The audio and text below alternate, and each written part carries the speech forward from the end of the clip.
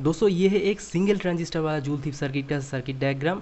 अब यहाँ पर देखिए 1.5 वोल्टेज के बैटरी से यहाँ पर ये 3 वोल्ट का एलईडी जल रहा है कितने ब्राइटनेस के साथ। अब मान लेते हैं कि मैंने यहाँ पर एक एनपीएन ट्रांजिस्टर लिया है, कोई भी ट्रांजिस्टर मान लीजिए जैसे कि BC547।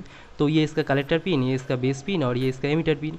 मैंने कलेक्टर और एमीटर पिन के बीच में एक एलईडी को लगाया है और एलईडी का ये पॉजिटिव हिस्सा और ये नेगेटिव हिस्सा। नेगेटिव हिस्से को हम हर वक्त इस एमीटर पिन के साथ कनेक्ट करते हैं। तो एलईडी तो हमारा कनेक्ट हो गया। उसके बाद मैंने एक बेस के साथ एक 100 ओम का रेजिस्टेंस को लगा दिया है। अब हमारा जो कॉइल था, मैंने जो कॉइल बनाया था, अब उसका 3 टर्मिनल है। एक टर्मिनल को मैंने इस रेजिस्टेंस के साथ कनेक्ट किया है, दूसरे टर्मिनल को मैंने इस कलेक्टर पिन के साथ कनेक्ट किया है ट्रांजिस्टर के, और जो बीच वाला जो हमारा जो पॉइंट था उसको में हम लोग पॉजिटिव पावर सप्लाई देंगे। अब दोस्तों मैं इस सर्किट में एक 1.5 वोल्टेज का बैटरी से पावर सप्लाई देता हूँ। तो यहाँ पर जब मैं पॉजिटिव पावर सप्लाई दूंगा और यहाँ पर जब मैं नेगेटिव पावर सप्लाई दूंगा तो सेकेंडरी कॉइल में से करंट फ्लो होना शुरू होगा, क्योंकि यहाँ पर एक 100 ओम का रेजिस्टेंस लगा है तो बेस में बहुत कम करंट जाएगा। अब बेस में बहुत कम करंट की ही ज़रूरत है एक ट्रांजिस्टर को ऑन करने के लिए। जब ट्रांजिस्टर धीरे धीरे ऑन होगा तो हमारा पॉजिटिव पावर सप्लाई इस प्राइमरी कॉइल से कलेक्टर से एमीटर की ओर फ्लो होना शुरू होगा। अब जब करंट फ्लो होना शुरू हुआ है तो कैसा होगा, यहाँ पर साइड में हम लोगों को एक मैग्नेटिक फील्ड क्रिएट होना शुरू होगा। जब मैग्नेटिक फील्ड क्रिएट हो रहा है तो मैग्नेटिक फील्ड का चेंजेस हो रहा है, तो इसी वजह से सेकेंडरी कॉइल में भी हम लोगों को एक वोल्टेज देखने को मिलेगा।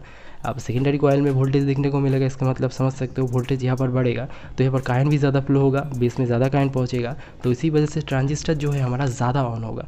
अब ज़्यादा जब ऑन होगा तो यहाँ पर पॉजिटिव पावर सप्लाई ज़्यादा फ्लो होगा हमारा कलेक्टर से एमीटर की ओर। लेकिन ये प्रोसीड्यूर कब तक होगा, एक टाइम तो बंद हो जाएगा, क्योंकि एक टाइम बाद हमारा प्राइमरी कॉइल में जो मैग्नेटिक फील्ड है ये एकदम मैक्स लिमिट पर पहुंच जाएगा। उसके बाद उसके इस कॉइल का कैपेसिटी उतना नहीं रहेगा कि उससे ज़्यादा मैग्नेटिक फील्ड क्रिएट हो इसके ऊपर। तो हमारा जब मैग्नेटिक फील्ड क्रिएट करना बंद कर देगा तो सेकेंडरी कॉइल में हम लोग तो देख रहे थे कि इस कॉइल का जो मैग्नेटिक फील्ड का चेंजेस हो रहा था, मतलब जब क्रिएट हो रहा तो उसी वजह से सेकेंडरी कॉइल में एक वोल्टेज इंड्यूस हो रहा था, उसी वजह से ज़्यादा करंट फ्लो हो रहा था, उसी वजह से हमारा ट्रांजिस्टर ज़्यादा ऑन हो रहा था। लेकिन ये चीज़ तो अब बंद हो गया, तो कैसा होगा, तो ये चीज़ जब बंद हो जाएगा तो ट्रांजिस्टर धीरे धीरे ऑफ होने लगेगा और यहाँ पर साइड में जो हमारा मैग्नेटिक फील्ड क्रिएट हुआ है ये कोशिश करेगा कि इसमें उतना ही करंट मतलब फ्लो हो, लेकिन ये तो नहीं होगा। तो इसी वजह से इस साइड में जो मैग्नेटिक फील्ड क्रिएट हुआ है ये बहुत मतलब अचानक से एकदम टूट पड़ेगा इसके ऊपर, मतलब कोलैप्स हो जाएगा। तो इसी वजह से हमारा इस कॉइल में एक वोल्टेज स्पाइक देखने को मिलेगा और इसी वजह से हमारा जो एलईडी है ये ग्लो होगा।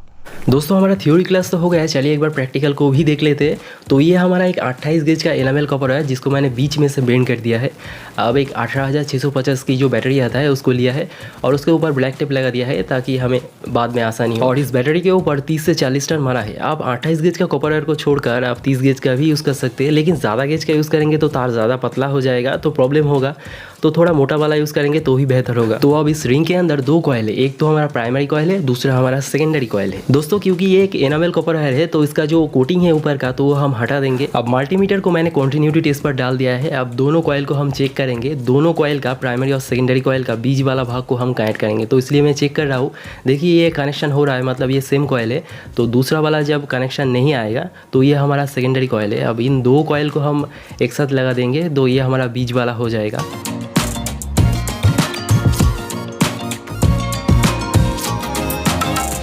अब देखिए हमारे कॉइल में अब 3 टर्मिनल हो गया। और दोस्तों ये एक एनपीएन ट्रांजिस्टर BC547 और ये इसका पिन आउट। अब इसके बेस पॉइंट के साथ हम एक 100 ओम का रेजिस्टेंस को लगाएंगे। और ये दोस्तों हमारा कॉइल, क्योंकि कॉइल के दोनों तरफ ही मैंने सेम टर्न लिया है तो आप किसी को भी प्राइमरी या फिर सेकेंडरी वाइंडिंग मान सकते हो। तो हम लोग सेकेंडरी वाइंडिंग को रजिस्टर के साथ लगाते हैं और जो प्राइमरी वाइंडिंग का तार है ये हम कलेक्टर पिन के साथ लगाते हैं जो हमारा एनपीएन ट्रांजिस्टर है। और दोस्तों ये एक एलईडी का जो पॉजिटिव हिस्सा है ये हम कलेक्टर पिन के साथ लगाते हैं एनपीएन ट्रांजिस्टर के, और जो नेगेटिव लेग है इसको हम एमीटर पिन के साथ लगाते हैं। अब इस सर्किट में एक 1.5 वोल्टेज का बैटरी से पावर सप्लाई देते हैं। अब पॉजिटिव पावर सप्लाई जो होगा ये हम सेकेंडरी और प्राइमरी कॉइल के बीच में देंगे, ये जॉइंट वाले हिस्से में, और जो नेगेटिव पावर सप्लाई होगा ये हम ट्रांजिस्टर के जो एमीटर पिन है इसमें देंगे। दोस्तों एक्चुअली में हमारा जो एलईडी है ये बहुत तेज़ी से ब्लिंक कर रहा है, लेकिन हमारा जो ह्यूमन आई है तो ये इसको डिटेक्ट नहीं कर सकता। दोस्तों मैंने इस प्रोजेक्ट में जो कॉइल को यूज़ किया है ये हमारा एयर कोर इंडक्टर है। आप चाहे तो एक फेराइट कोर इंडक्टर को भी यूज़ कर सकते हैं, तो उसका इंडक्टेंस ज़्यादा होगा तो हमारा सर्किट जो है ये ज़्यादा एफिशिएंट होगा, एलईडी ज़्यादा ब्राइट होगा।